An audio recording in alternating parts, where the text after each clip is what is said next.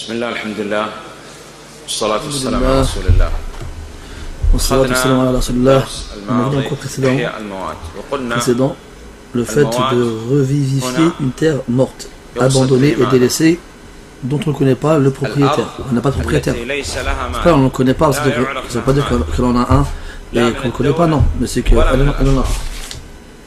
فالسلطان يحمي بعض الأراضي وبعض الأراضي يتركها Le للناس gouvernement, يقوموا il بعمارتها. gère certaines terres et d'autres terres sont abandonnées. هذه بعد إذن Donc après السلطان l'autorisation de l'autorité, يعني en ما cours, صنع هذا في الأرض بأمور la terre appartient à celui qui s'en est occupé. أن يخرج منه Par الماء exemple, il va y creuser un puits, ou bien il va couper les mauvaises herbes, il va y semer des choses, mettre des murs et ainsi de suite. فيها بئر ولم يخرج الماء أو جعل حولها شيء من الأحجار جعل لها حدود وعلامات فهذا هو أحق بها لكن لا يحصل له الملك لهذه الأرض إلا بالإحياء. وهذا فيه أن الشريعة جاءت Et cela indique que la législation islamique est venue vraiment dans le but de rendre, d'apporter tous les intérêts possibles à la communauté et de retirer d'eux, d'éloigner d'eux toute source de mal ou de nuisance. Après on a vu al-ju'ala, c'était l'équivalent du salaire. C'est le fait de donner quelque chose à quelqu'un qui fait quelque chose pour toi, que cette chose-là soit déterminée au départ ou qu'elle soit ignorée. C'est ce qu'on appelle aujourd'hui des compensations, des salaires ou encore même dans certains cas, quand ce n'est pas un travail, ça peut aussi être un prix dans un concours, des choses de ce genre-là bien sûr. Mais ça c'est à condition bien sûr que ces choses-là ne concernent pas des choses interdites par l'islam. On a parlé aussi dans la location, après la location on a parlé des objets trouvés. On a dit que l'auteur, rahimahullah, ainsi que le reste des savants, ont divisé les objets trouvés en plusieurs catégories. Qui peut me les dire? Premièrement, des objets trouvés qui n'ont pas de valeur, ou qui ont de la valeur, mais c'est une valeur assez simple, qui ne suscite pas l'intérêt des gens. Quand ils les perdent, ils ne vont pas aller les rechercher. À ne pas confondre avec le gaspillage. Non, c'est juste que c'est des choses que les gens ne vont pas penser à rechercher lorsqu'ils ne les retrouveront plus. Parce que leur valeur n'est pas grande. On a donné des exemples qui caractérisent cela. Deuxième catégorie, ça concerne les bêtes qui sont perdues, dont on ignore où se trouve le propriétaire. On a dit ça concernait les bêtes qui avaient une taille trop importante ou une force qui empêche les petits fauves de pouvoir les attaquer, comme les chameaux, les chevaux, les taureaux et autres. Et troisième cas, c'est le cas, c'est tout ce qui est extérieur à cela. Par exemple, quelqu'un trouve un livre dans cette mosquée et il le prend et part. Est-ce que c'est bon? Non, ce n'est pas bon. Parce que ce n'est pas dans un endroit où, généralement, quand les gens laissent des livres ou des appareils dans la mosquée, il est facile de retrouver leur propriétaire. Déjà, la base, qui a dit que c'était un objet trouvé ici, perdu? Il y a certains marchés populaires. Je trouve que après que le marché ait eu lieu, il se contente juste de recouvrir la marchandise avec un drap.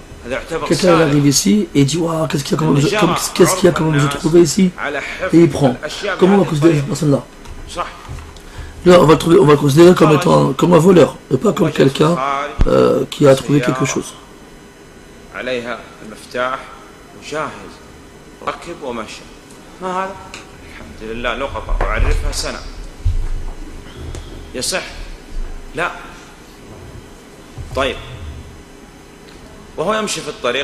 Quelqu'un qui marche dans la rue et il trouve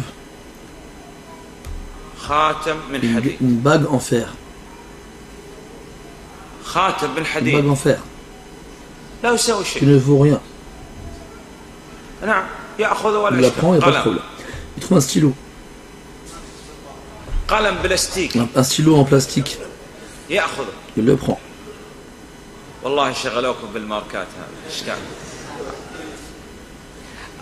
الكل يكتب البلاستيكي والمارك كله يكتب والحمد لله. طيب طاقية une chachie un chapeau, il le prend, pas de problème.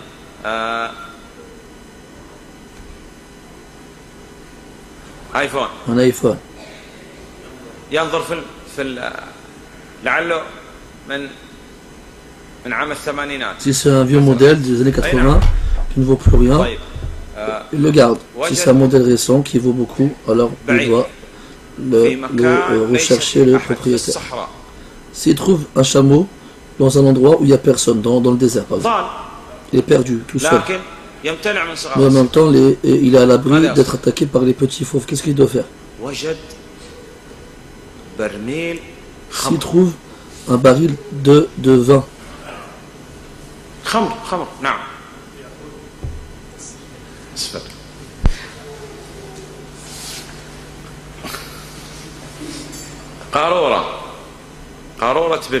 s'il trouve une bouteille de Pepsi, du Coca-Cola, il la prend, une bouteille de vin qui vaut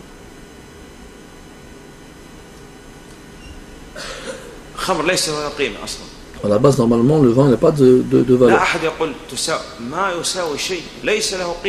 la base, il n'a pas de valeur, le vin. D'accord? Ça, c'est tout. On ne cherche pas à savoir combien vaut la bouteille. C'est du vin, c'est du vin. On ne va pas réfléchir. S'il trouve un paquet de cigarettes, et pas pareil, on ne regarde pas la valeur. Ça n'a pas de valeur, ça. On ne le prend pas, on ne le calcule pas. Si on trouve un enfant, eh bien, déjà, le jugement, c'est d'ordre, c'est une obligation d'ordre collectif. Et si on trouve personne pour s'en occuper, ça reviendra à l'autorité des musulmans.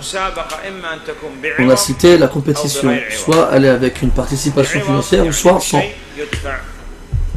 Et s'il y avait une participation financière, comme le fait que tous les concurrents payent quelque chose pour investir pour participer au prix donné aux gagnants, c'est interdit sauf dans trois choses: la course de chevaux, la course de chameaux et le tir à l'arc. Et Cheikh el-Islam Ibn Taymiyyah rahimahullah, il a rajouté à cela tous les concours, toutes les compétitions dans la science religieuse qui va pousser les gens à apprendre et les encourager.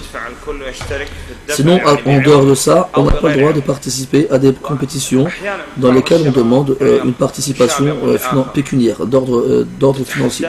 Maintenant, si jamais on fait une compétition, il n'y a pas de participation financière, il n'y a pas de mal.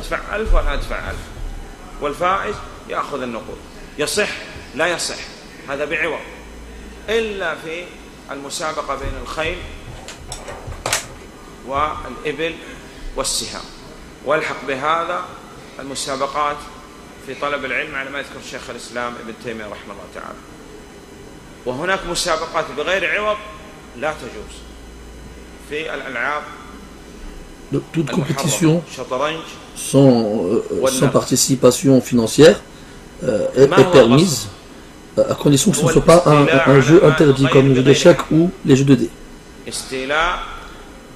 On a parlé aussi du fait de s'accaparer des biens de quelqu'un sans aucun droit, injustement, à ne pas confondre avec le vol, parce que le vol c'est censé être fait sans que la personne qui a été volée ne le sache. Alors que là, on vient lui enlever, on vient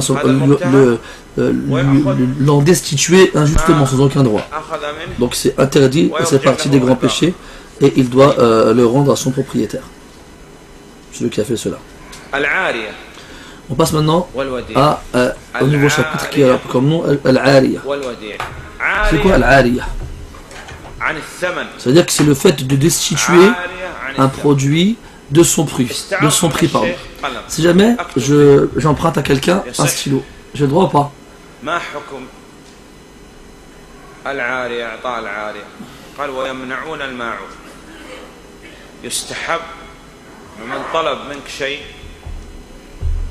يصنع به أمر جائز أو مستحب ما لم يكن فيه إثم فهذا الفعل مستحب. C'est le fait de donner le moyen à quelqu'un à qui on prête quelque chose ou donne quelque chose d'en tirer profit. Donc là par exemple on va prêter son stylo.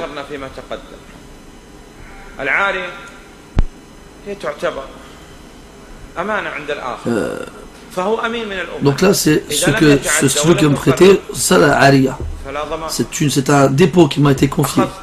J'ai donc pris le stylo de la personne et j'ai écrit avec et je l'ai surveillé et je l'ai gardé dans ma poche. Ensuite, Allah Ta'ala a voulu que ce stylo soit volé. Et là, celui qui a pris le stylo, il s'est noyé dans l'eau et le stylo il est perdu à ce moment-là. Il n'a pas à le rembourser si il n'est pas responsable de la perte de l'objet emprunté. Donc voilà, l'ariya c'est le prêt. C'est pas le prêt comme une différence entre le prêt et l'emprunt. Donc là c'est quand tu empruntes quelque chose à quelqu'un pour t'en servir et tu lui rends juste après. Donc là c'est pas un endettement. Mais tu le perds ou bien tu le détruis avec une responsabilité comme en ayant fait quelque chose d'interdit ou en ayant délaissé quelque chose d'obligatoire, alors tu devras le rembourser. Si par contre c'est pas ta faute, ce n'est pas dû à une négligence ou à une transgression, tu n'auras pas à le rembourser.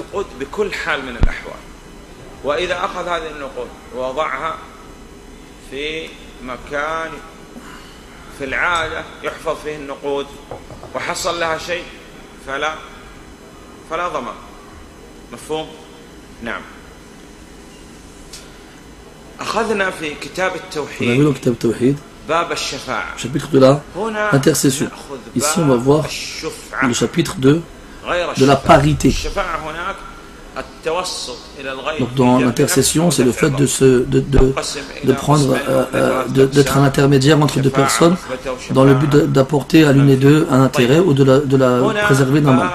Ici, al-shufa, qui ressemble à l'intercession en arabe, qu'est-ce que c'est? C'est le fait de faire mériter à quelqu'un la part d'un associé, la part de son associé. Exemple, moi et quelqu'un, on va s'associer sur une terre. Donc on va acheter une terre ensemble.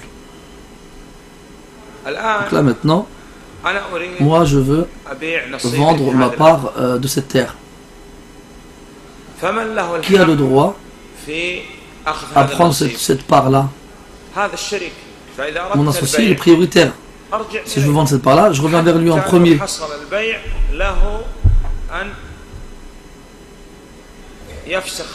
Et si la vente a eu lieu, il a le droit d'annuler cette vente-là.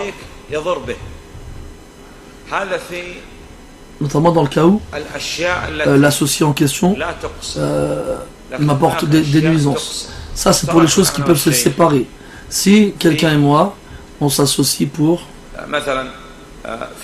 acheter du sucre, ou bien du riz, de la farine, ça on peut le partager, il n'y a pas de problème. Mais là, ici on parle des choses qu'on ne peut pas séparer.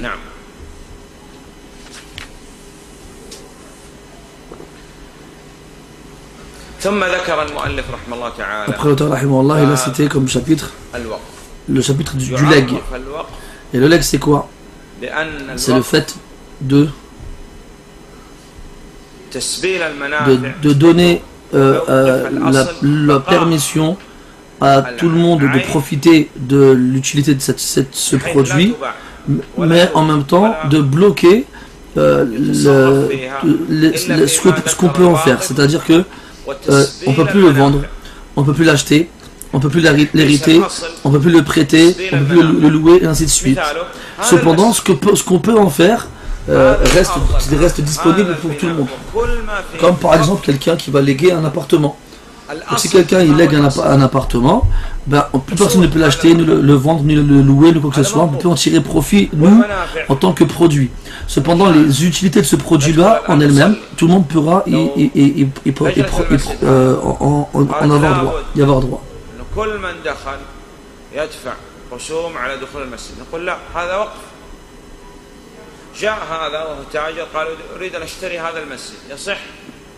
Comme une mosquée par exemple. Personne ne peut venir demander à l'acheter. Ce n'est pas quelque chose qui se vend. Si quelqu'un fait ça avec un bâtiment par exemple, donc il a bloqué la base. C'est-à-dire que personne ne peut plus rien faire avec, dans le sens où on ne peut pas en tirer profit d'ordre financier. Maintenant on peut en tirer profit par rapport à son utilisation. Quelqu'un qui va mettre une terre en legs, dans le but à ce qu'on y joue de la musique, qu'on y fasse des instruments, qu'on y joue des instruments de musique, qu'on y chante. Non, ce ne sera pas possible. Parce que ça, le but du leg, il n'est pas légiféré et il est contraire à la loi islamique. Quelqu'un qui va mettre en leg un local pour qu'on y danse, ou bien pour qu'on y boit de l'alcool ou autre chose d'interdite. Ce n'est pas possible. Pourquoi? Parce que l'objectif n'est pas en rapport avec la piété ou bien avec les choses licites de l'islam. Donc les mosquées et aussi ce qu'on peut voir comme les puits, ceux qui rafraîchissent l'eau, les livres islamiques. Là, le livre qu'on vous a distribué, on trouve derrière sur la couverture que c'est un waqf, c'est un leg pour Allah. Ça veut dire qu'on ne peut pas le vendre, ça veut dire. Sauf si il n'y a plus personne ne tire profit de ce produit-là. Par exemple, on a une mosquée. Dans un endroit, les gens ils y prient. Donc ça c'est un waqf, c'est un leg. Personne ne peut en faire quoi que ce soit d'autre que ce pourquoi il a été créé. Là, le gouvernement est venu et a décidé de supprimer toute la région ici, avec ce qu'elle contient comme mosquée. Parce qu'ils disent que c'est un endroit dangereux ici, et à la mer pas loin, il peut y avoir des raz de marée, ils peuvent mourir, ou bien c'est un endroit où il y a des tremblements de terre par exemple. Qu'est-ce qu'on va faire ici? Là, il n'y a plus aucun profit, plus aucune utilité possible. Alors cette mosquée, qu'est-ce qu'on va faire? On va la déplacer dans une autre zone équivalente à celle où elle était à la base. Donc le leg consiste à bloquer la base du produit concernant le bénéfice, plus précisément l'utilisation financière, achat, vente, location ou autre. Mais quant à l'utilité du produit en lui-même, celle-ci n'est pas bloquée, au contraire elle est disponible pour tout le monde.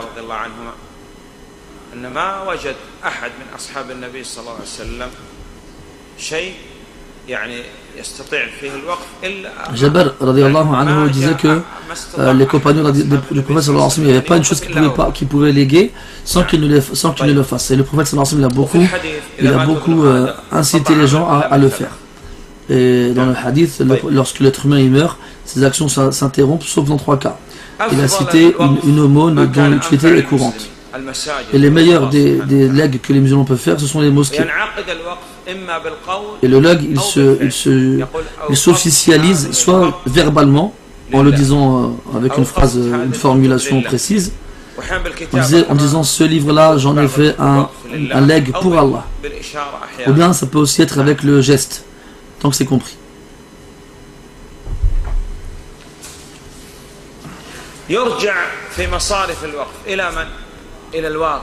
Donc dans tout ce qui a un rapport avec le leg, comment on fait pour le gérer, ce leg là? On revient à celui qui l'a légué. Donc s'il a laissé une terre par exemple, on va voir le légueur, pardon. Et on va demander qu'est-ce qu'on peut faire avec cette terre-là. Après, l'auteur, il est passé au chapitre des cadeaux, des dons et des testaments. C'est trois choses. Cadeaux, offrande, dons et testament. Le cadeau, al-hiba, c'est lorsqu'on est en bonne santé et bien vivant. Par exemple, maintenant là. Cet homme-là, masha'Allah, il est vivant et il n'est pas mort. Il est en bonne santé et il va bien, alhamdulillah. S'il dit, j'offre tous mes biens aux étudiants en sciences. Comment on appellera cela? On l'appellera hiba, parce qu'il a offert, parce qu'il est en bonne santé et il est vivant. Si il perd la santé, on n'est plus dans le cadre de l'offre, mais on va passer au don. Si quelqu'un est malade,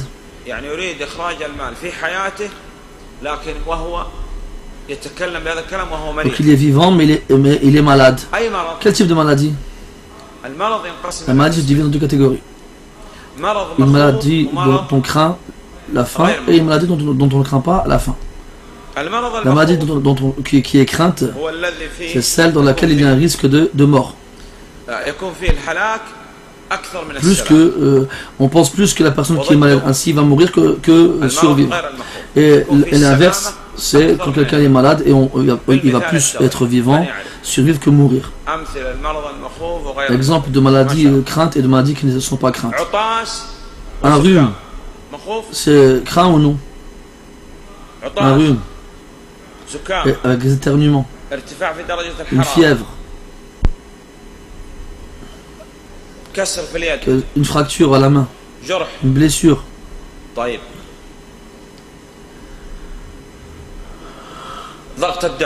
La pression sanguine. Donc les premiers exemples, c'est pas des choses craintes. Le diabète, la pression artérielle, quelqu'un qui est très vieux, le cancer, qu'Allah nous en préserve. Ce sont des maladies craintes.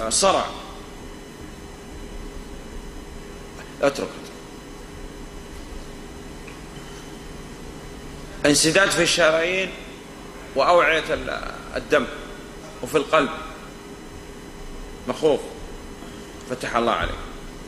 نعم. طيب ننظر في هذا. Donc on regarde la maladie, est-ce qu'elle est crainte ou non? مخوف وأراد أن يتبرع بشيء. Si elle est crainte, cette maladie qui a touché cette personne-là, c'est-à-dire qu'on pense plus qu'il va mourir qu'il ne va survivre et qu'il veut donner quelque chose de son vivant. D'accord? On appellera ça une atiya, un don.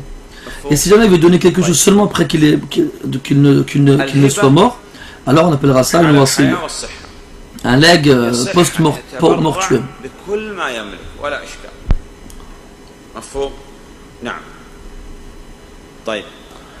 Donc le premier, l'offre, qui consiste à donner ce qu'on veut alors qu'on est en bonne santé et vivant et on ne craint rien.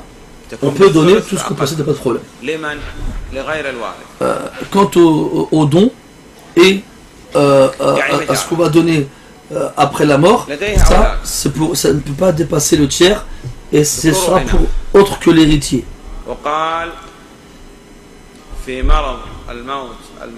Donc il est malade, il craint de mourir et il dit sur son lit de mort, je lègue tous mes biens à mon frère. Est-ce qu'il devrait faire ça? Non, il n'a pas le droit. On donne le tiers et le reste c'est pour ses héritiers. Ou bien il dit ça, c'est pour il dit avant de mourir, je donne tout à mon fils. Il dit ça exprès pour pas que sa femme elle l'hérite. Il a le droit de faire ça ou pas? Non, il n'a pas le droit. Parce que son fils est un héritier et il n'y a pas de legs post-mortuum pour l'héritier. Il est obligatoire, mes frères, de faire preuve d'équité envers les enfants dans les dons. Et quand on dit les enfants, ça englobe les garçons et les filles.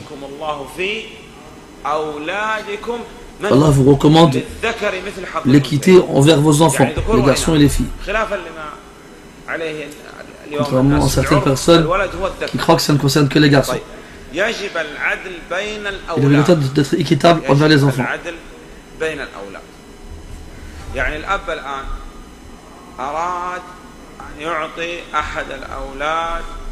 Donc un homme, il veut donner à un de ses enfants 100 000 euros. S'il donne à un enfant, il a l'obligation de donner aux autres. Et il donne à la fille la moitié de ce qu'il a donné au garçon. Ça, c'est par rapport à l'offre. Quant à la dépense, c'est autre chose.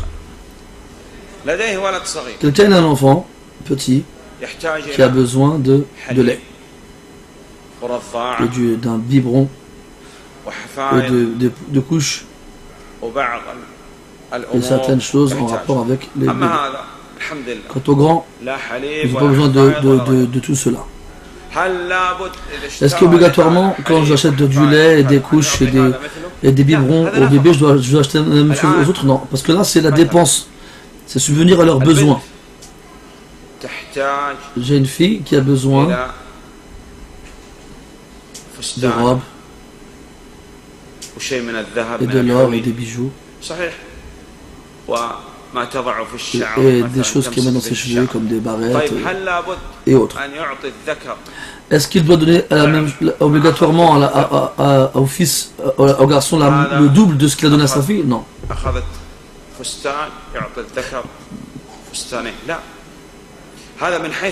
Non, ça ne rentre pas là-dedans parce que ça c'est dans la subvention des besoins. Un des enfants est malade.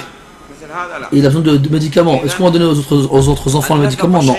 Donc il y a une différence entre la subvention des besoins et le fait d'offrir à ses enfants quelque chose. C'est deux choses différentes. Quelquefois, le père, il achète pour l'enfant une voiture. Pourquoi? Comme ça, il peut aider dans la maison, faire les courses, aller à la mosquée ou aller à l'école. Qu'est-ce qu'il fait? Est-ce qu'ici, il va rendre l'enfant propriétaire de la voiture ou non? Non, il ne veut pas. Parce que sinon, ça reviendrait à dire qu'il a offert à son enfant le plus grand une chose dont il a privé les autres. Donc, qu'est-ce qu'il fait? La voiture, il la laisse à son nom et il laisse son fils le plus grand s'en servir. Et lorsque le père il meurt, eh bien, les enfants se la partageront. Donc, généralement, quand l'enfant il se marie, il a besoin d'argent, il emprunte de l'argent. Donc il va voir son père, il emprunte de l'argent et il lui prête. Est-ce que ça veut dire qu'il doit donner la même somme d'argent au reste des enfants? Non. Alors qu'est-ce qu'il doit faire à ce moment-là? Il écrit dans son testament qu'il a prêté telle somme à son fils. D'accord? Et c'est une dette envers son fils. Et lorsqu'il est mort, eh bien, soit on retire cette somme-là de l'héritage, ou soit l'enfant, il rembourse la somme qu'il a pris aux autres héritiers. Et c'est ainsi que l'équité entre les enfants a lieu. Walhamdulillah. On va citer ce qui a été rapporté d'après Omar ibn Abdel Aziz, comme quoi on lui a offert un cadeau. Et il l'a refusé. On lui a dit tu l'as refusé alors que le prophète sallallahu alayhi wa sallam et les compagnons l'ont accepté. Et alors il a répondu à Omar ibn Abdel Aziz, pour eux c'était un cadeau et pour nous c'est une corruption. Donc des fois, il y a certaines personnes qui ont un certain rang, quand avant de l'avoir, ce rang-là, personne ne lui donnait rien du tout. Et quand il a atteint ce rang-là, là les gens commencent à lui donner des choses. Là, ça veut dire que c'est pas un cadeau, ça. Ça c'est une corruption, c'est un pot de vin. Sauf si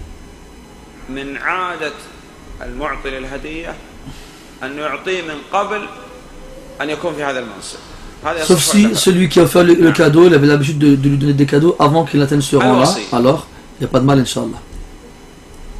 Donc le wasiya ici, c'est le legs, c'est-à-dire ce que va donner la personne à quelqu'un qui n'est pas un héritier, Mais il ne pourra le récupérer, celui-là, que quand la personne en question sera morte. C'est ça, al-wasiyya.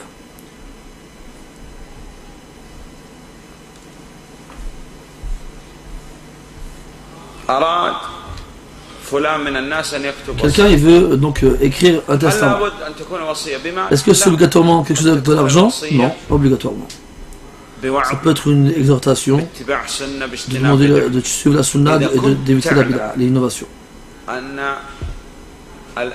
Si tu sais que ta famille va faire des choses après ta mort, des mauvaises et des innovations, tu dois obligatoirement te désavouer de cela. Sinon, tu seras touché par le péché toi aussi.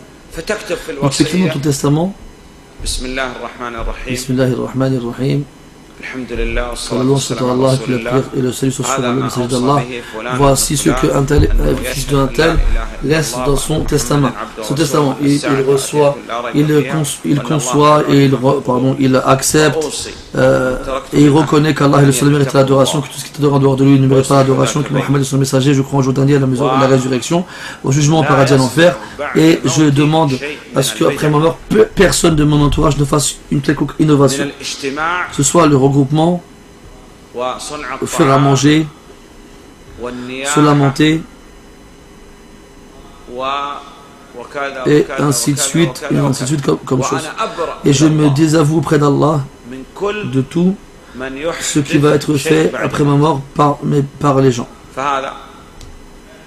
Celui-ci, quoi qu'il soit, il n'aura pas de péché si les gens ils font des choses.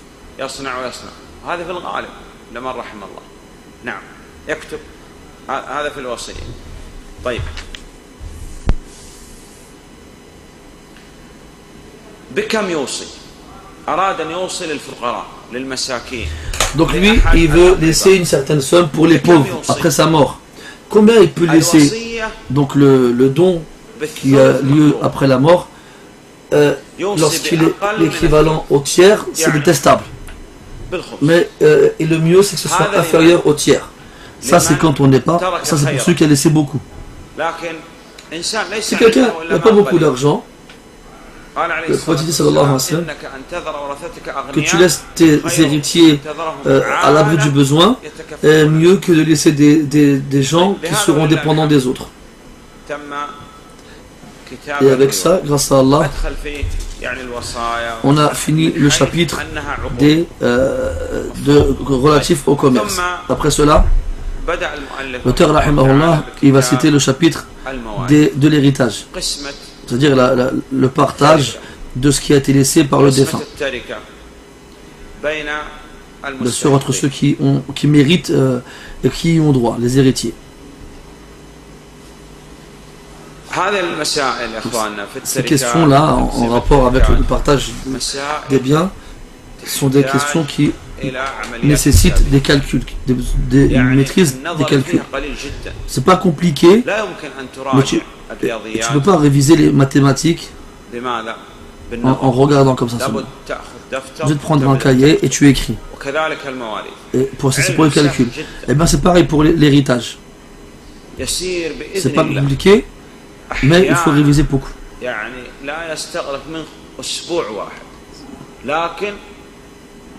Généralement, pour en faire le tour, tu n'as pas besoin de beaucoup de temps. Une semaine à tout casser. Mais il faut bien réviser et bien connaître ces choses-là. Donc il faut être attentif. On a vu précédemment que ce qui est obligatoire durant la mort, c'est sont regroupés dans le mot tadoum. Donc la lettre ta fait référence au tajhis, c'est le fait de préparer le mort pour être enterré. Le dal, c'est les dettes, douyoun. Le waw, c'est le testament. Al-mim, c'est le miras, l'héritage.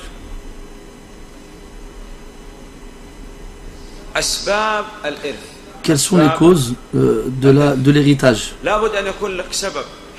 faut qu'il y ait une cause pour que tu puisses hériter. Il y a trois causes. أسباب ميراث الوراثة ثلاثة كل يفيد ربه الوراثة وهي نكاح وولاء ونسب ما بعدهن للمواريث سبب. أسباب الإرث ثلاثة نكاح. Le mariage, et les liens de parenté. Donc on va les prendre chacun. Le mariage, c'est l'acte de mariage valide, ce qui exclut le perverti ou le faux, qui va hériter du défunt. Donc la femme, si jamais elle meurt, c'est son mari son mari va hériter d'elle. Et le mari, s'il meurt, c'est sa femme qui va hériter de lui. Donc le mariage.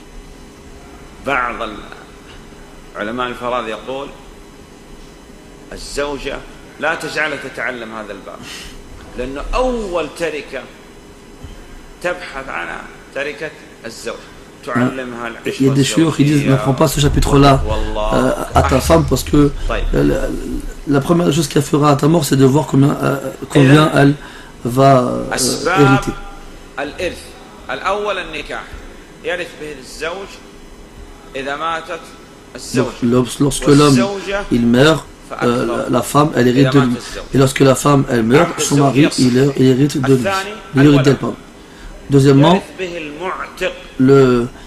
comment il s'appelle, l'esclave affranchi qui reste à la charge de son maître ainsi que sa famille aussi, ils héritent de lui. Et enfin les liens de parenté. Donc il y a le tronc, et les branches. C'est quoi le tronc? Il y a les fils, la fille, et les petits-fils et les petites-filles jusqu'en bas. Et au-dessus, on a le père et la mère, les grands-pères et les grands-mères. Et même si on a d'autres degrés au-dessus, genre arrière-grand-père, arrière-grand-père, ainsi de suite.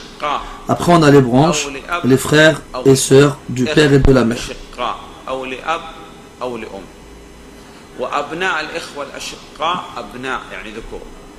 Donc on a les frères et sœurs du père et de la mère.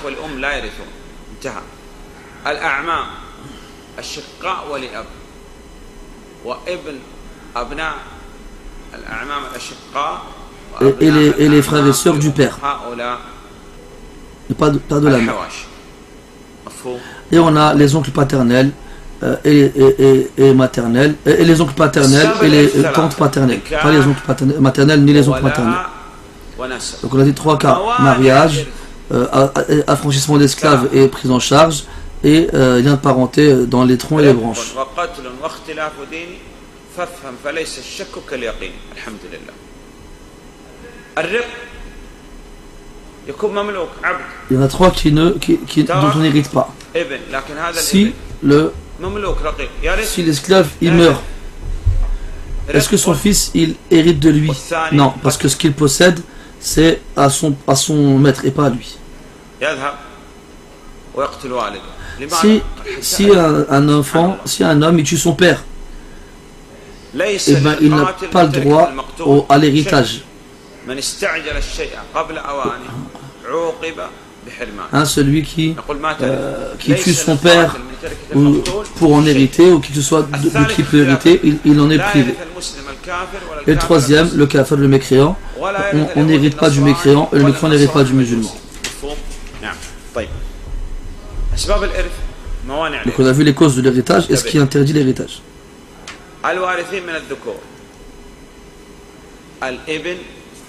Donc quels sont les héritiers parmi les mâles?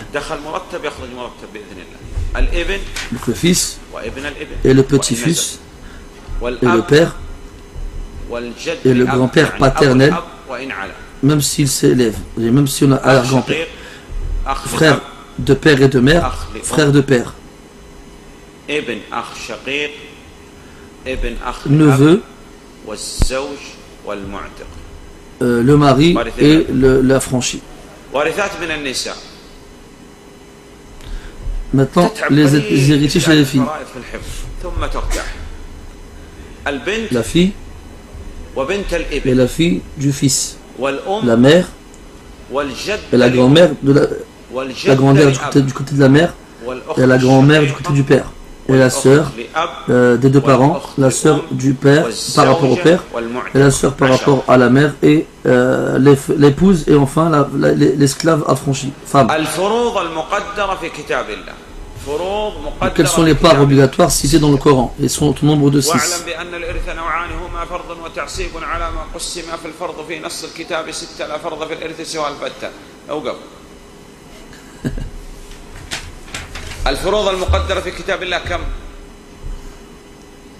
Donc il y a 6 parties obligatoires évoquées dans le Coran. Apprendre une moitié, un quart, un huitième. Ça fait 3. 2 tiers, 2 sixièmes et 2 quarts.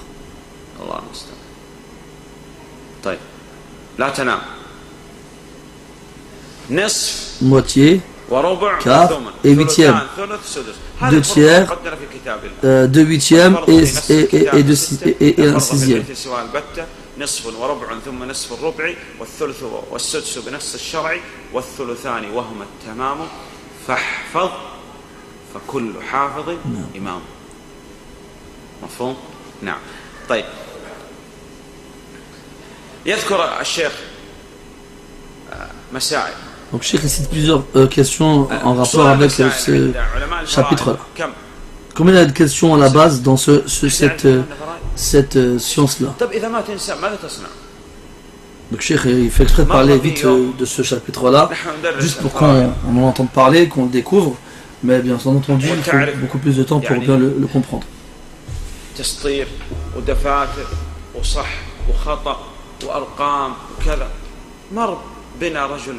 Un jour, un homme est passé près de nous pendant qu'on étudiait ce chapitre-là.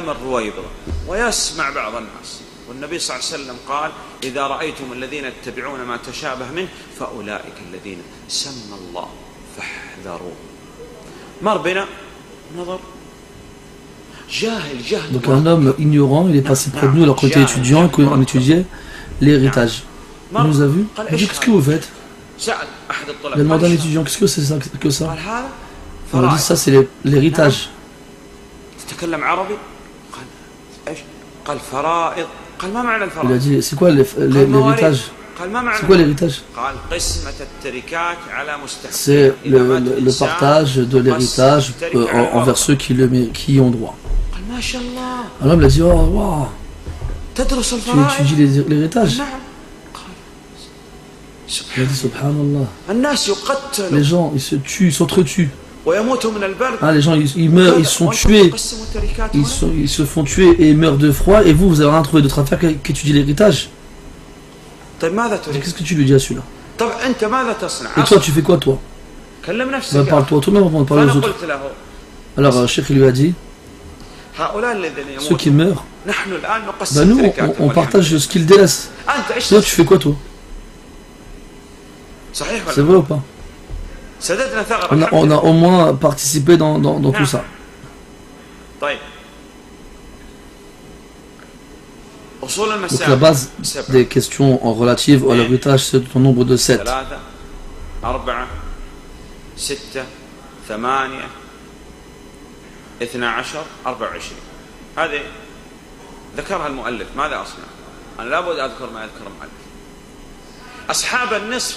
Donc ceux qui ont droit à la moitié sont au nombre de 5. Le mari, la fille du fils, la sœur et la sœur par le père. Mari, fille de fils, sœur des parents, sœur du père. Ça, ils ont droit à la moitié. Ceux qui ont droit à 4 au quart, c'est qui? Le mari et la femme, ou plus quand il y en a 4. Le huitième c'est qui? C'est pour les veuves, les femmes, donc seulement. Les 2 tiers, ce sont ceux qui ont droit à la moitié, sauf l'époux. On a dit fille et fils de fils, fille de fils.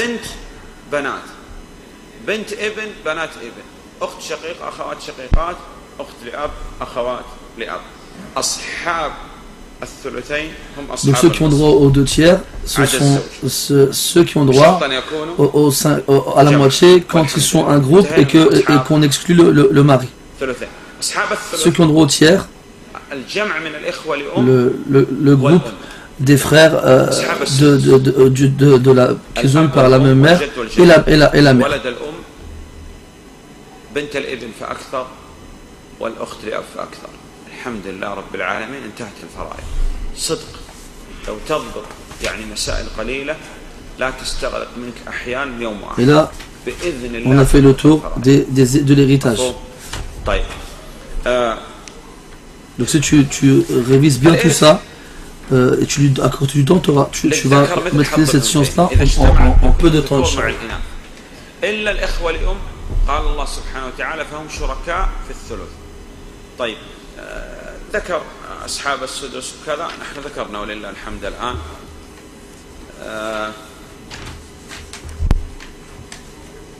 قال واعلم بأن الإرث نوعان هما فرض وتعصيب. الفرض أخذنا، الفرض في نص الكتاب 6، الفروض المقدرة أخذنا، بقي معنا التعصيب الذين يأخذون الباقي. قال عليه الصلاة والسلام ألحق الفرائض بأهلها. Après, il reste ce qu'on appelle le ta'asib.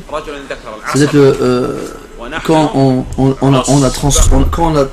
on a partagé tout ce dont on vient de dire à toutes les personnes qu'on a citées, s'il reste quelque chose, à qui ça revient? Ça revient aux autres membres de la famille du père.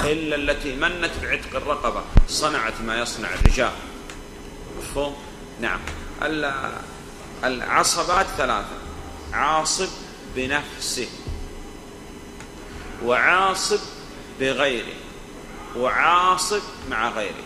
عاصب بنفسه وبغيره ومع غيره. Le troisième de groupe, le groupe duquel on fait partie, le groupe qu'on est nous et le groupe dans lequel on n'est pas.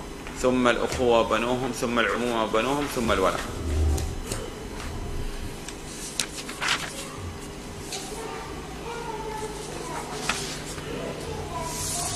ثم جاء المؤلف بباب العتق. Après l'auteur rahimahullah il cite le chapitre de l'affranchissement, qu'Allah il affranchisse nos coups de l'enfer. On a dit que les savants du fiqh mettaient généralement à la fin du fiqh le chapitre de l'affranchissement. Et l'auteur, lui, il a mis le chapitre de la reconnaissance. Donc ici, on parle du fait d'affranchir un esclave.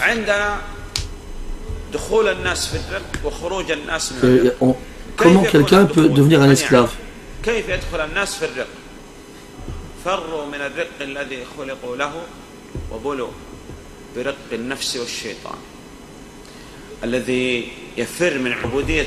Celui qui fuit de l'esclavage d'Allah, il tombe dans cet esclavage. L'autre esclavage. Dans l'islam, on devient esclave de deux façons. Il n'y a pas d'autres façons de faire ça. Par contre, sortir de l'esclavage en islam est de très nombreuses façons. Aujourd'hui, l'esclavage est quasiment nul. Et cela depuis l'avènement du prophète sallallahu alayhi wa sallam. Parce que l'islam et la législation islamique poussent les gens à affranchir les esclaves. Auparavant, les gens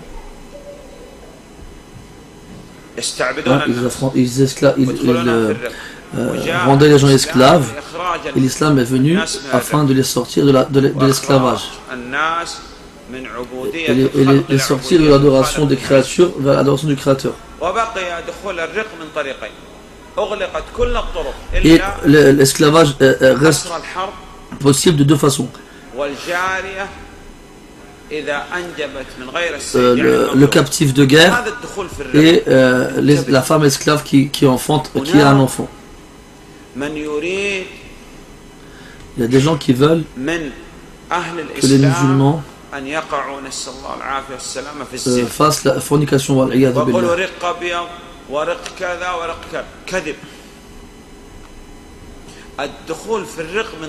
on devient esclave de deux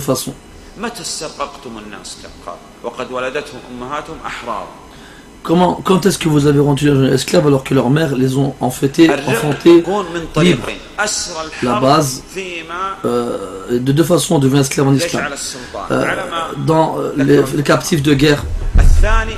Et deuxièmement, l'esclave, la femme esclave, qui a un enfant avec quelqu'un d'autre que le propriétaire de l'esclave, alors l'enfant il sera un esclave aussi. Si jamais l'enfant, le père de l'enfant c'est le propriétaire, le maître, eh bien l'enfant ne sera pas un esclave. Comment est-ce que l'affranchissement a lieu? Avec l'action, avec la parole.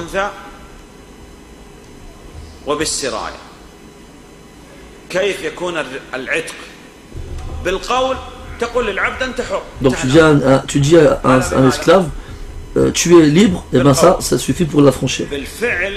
Avec les gestes, en l'agressant ou en dépassant les limites le concernant. Par exemple, le maître, il coupe le nez de l'esclave. Alors là, à partir de ce moment-là, l'esclave, il est automatiquement libre. Et il n'a pas besoin de faire quoi que ce soit. Donc si le maître, il s'en prend à l'esclave, ou bien il le mutile, automatiquement, l'esclave est libre. Ça, c'est un affranchissement qui a lieu par l'acte. Si le coupe les ongles, c'est suffisant? Non, ce n'est pas suffisant.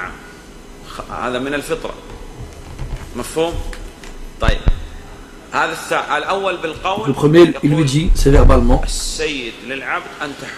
le propriétaire dit à l'esclave, tu es libre. Et deuxièmement, gestuellement, soit il le mutile, il lui fait, ou il l'agresse, il lui coupe un membre du corps. Troisièmement,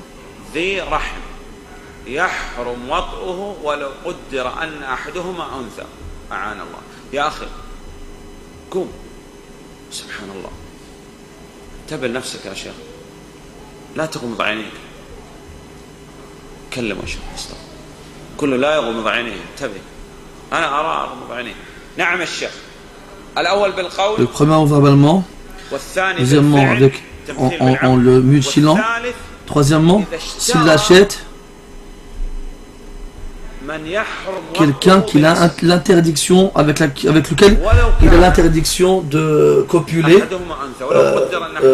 parce qu'ils ont un lien de parenté entre eux. Exemple, il trouve son père dans un marché d'esclaves et il l'achète. À partir du moment où il achète son père, eh bien il le libère en fait. Sa mère, sa sœur, et ainsi de suite. Quel que soit le sexe, que ce soit un homme ou une femme, c'est un lien de parenté. Et donc, dès qu'il a il trouve un esclave qui a un lien de parenté avec lui, eh bien, quand il l'achète, automatiquement, il le libère.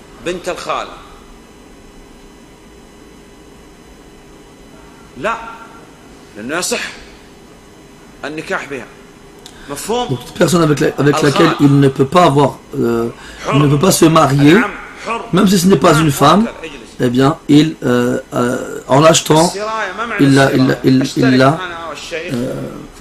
le libère. Si deux personnes s'associent pour acheter un esclave, moi je viens et je dis, j'ai affranchi ma moitié de l'esclave. Donc supposer que j'ai payé 100 € et lui il a payé 900 €.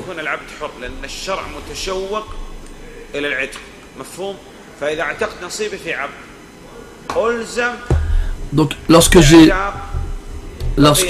affranchi ma partie de l'esclave, eh bien mon associé aura l'obligation d'en faire autant.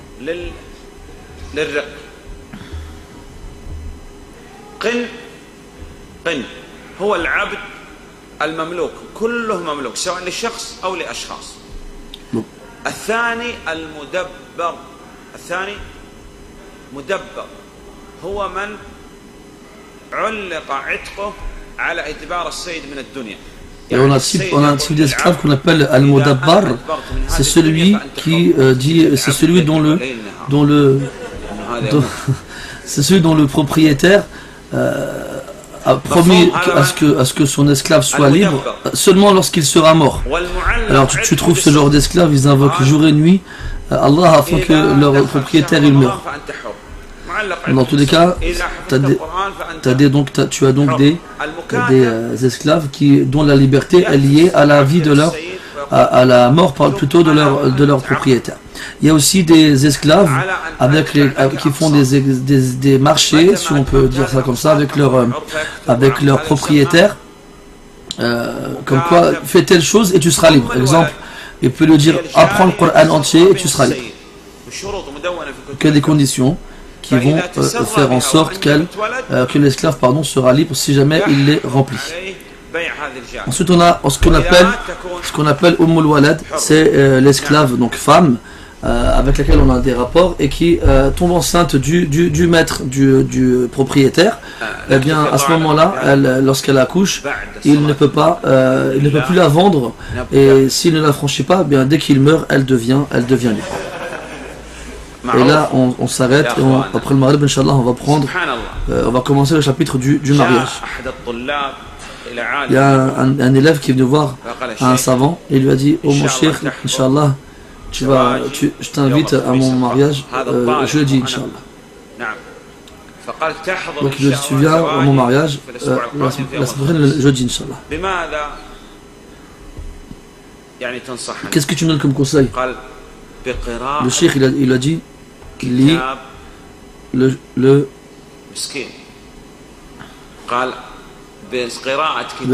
lui a dit de lire le chapitre du divorce. L'élève il dit: mais cheikh, moi je vais me marier, je ne vais pas me divorcer. Le cheikh dit: je sais, lis le divorce le plus de fois possible. Et les ennemis de l'islam, ils ont voulu ça de notre part, parce qu'à la moindre dispute, directement on veut divorcer. Et il vient voir le cheikh, des fois par exemple, il lui dit: cheikh, elle a fait, il se plaint de sa femme. Qu'est-ce que tu attends? Qu'est-ce qu'il attend de la part du cheikh? Il attend de la part du cheikh un mot. Et il attend d'avoir une excuse de la part du cheikh pour rentrer chez lui et dire à la femme qu'il a eu raison.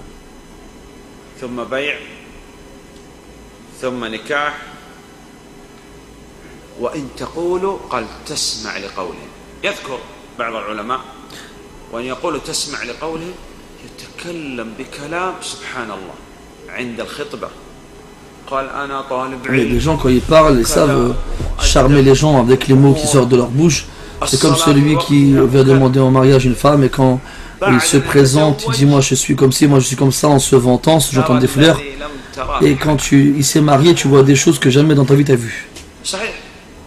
Comme Allah il dit en parlant des hypocrites, quand ils parlent, tu les écoutes. Donc ces livres-là, ces chapitres-là, on les conseille à celui qui va se marier. Qu'Allah nous facilite. عمن سواك يا حي يا قيوم برحمتك نستغيث واصلح لنا شأننا كله ولا تكلنا إلى أنفسنا طرفة عين أبدا والله أعلم. وصلى الله على نبينا محمد وعلى آله وصحبه وسلم.